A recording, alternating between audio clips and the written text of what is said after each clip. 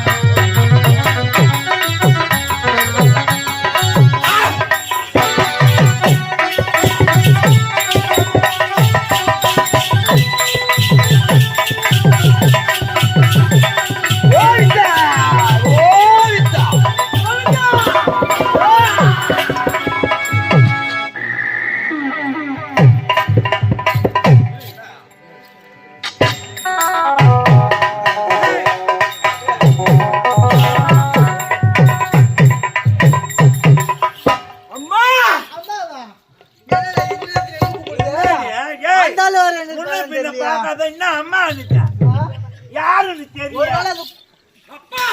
அப்பா டேய் ஆமா எனக்கு தான் குழி எடுக்கிறாங்க போய் எடுத்து உன்னை பார்த்து அப்பா வந்து இல்ல முன்ன பின்ன தெரியாத அப்பா அம்மான்னு சொல்றது யாருன்னு தெரியும். ஒருவேளை அது கேள்வி கொண்டு அதான் நான் யாருன்னு தெரியும். வாயில போட்டுக்குமா என்ன விட்டுடுமா. அம்மா வாங்கம்மா வாங்கம்மா. கோயில் தலை கட்சி தலை கட்சி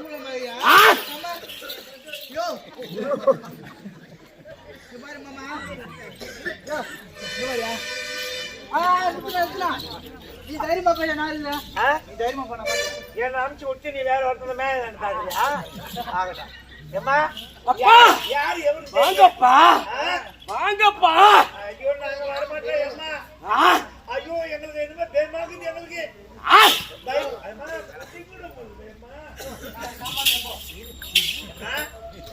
நாங்க அங்க வரணும். எங்களை ஒன்னும் செய்ய மாட்டேன் அப்படின்னு சத்தியம் செஞ்சு கொடுத்தா நாங்க அங்க வருவோம். உங்கள் இருவரையும் எதுவுமே செய்வாங்க. ஒரு 5000 ரூபாய் கடன் தள்ளு கட்டணும். ஒரு 5000 ரூபாய் கடன் அது வாங்கி கட்டிடுவோம்.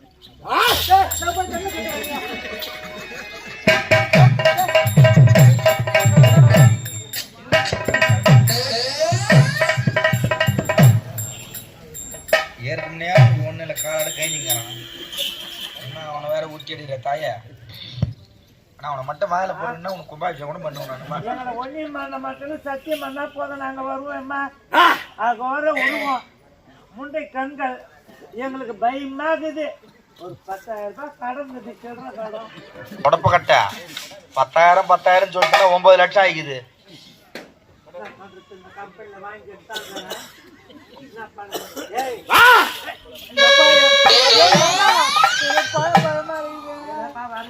வந்து காலில் உழு யாரும் எதுவும் பண்ண மாட்டாங்க. வா ஏந்து வா. அடிக்க வரவங்க கூட சாந்தமாயிடுவான். வா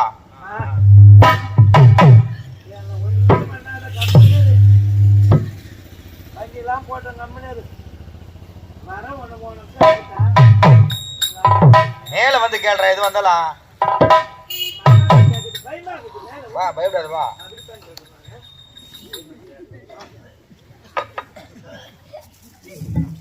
உனக்கு என்ன மாதிரி பொண்ணு பார்த்து கட்டிக்கிற வச்சீங்க? ஏமா புடிச்சு ஏத்துமா அவனை. எப்படியும் அவனை கட்டிட்டு குடம் பண்ற நீ பாவம்.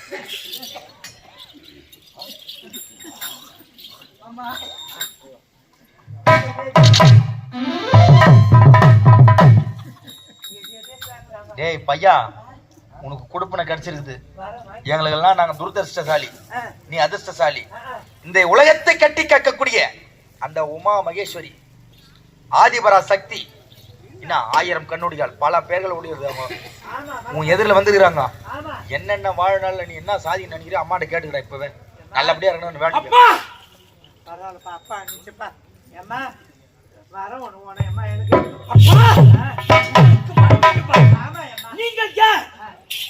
என்னுடைய தாய் தந்தை. ஆமா. ஆகவே உங்கள் இருவருக்கும் என்ன வர வேண்டும் கேளுங்கள். தரையில்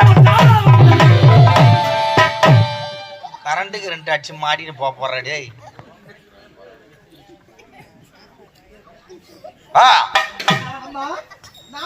உங்களுக்கு தாய் தந்தையா?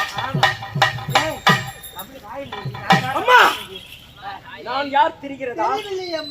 உங்கள் இருவருக்கும் திருமணம் முடிந்து வெகு நாட்களாக குழந்தை செல்வம் என்பதே இல்லாமல் இருந்தது. ஆகையால் அந்த ஆற்றங்கரையில் ஒரு குழந்தை கிடைத்தது அல்லவா? அந்த குழந்தையாக கிடைத்ததே நான் தான். என்ன சண்டை வாங்கினியா? யாரையும் கை விட்டு சண்டை வாங்கணும். இப்ப தெரிஞ்சா யாரு? அது மட்டும் கிடையாது, அந்த மூதாட்டியாக வந்ததும் நான் தான்.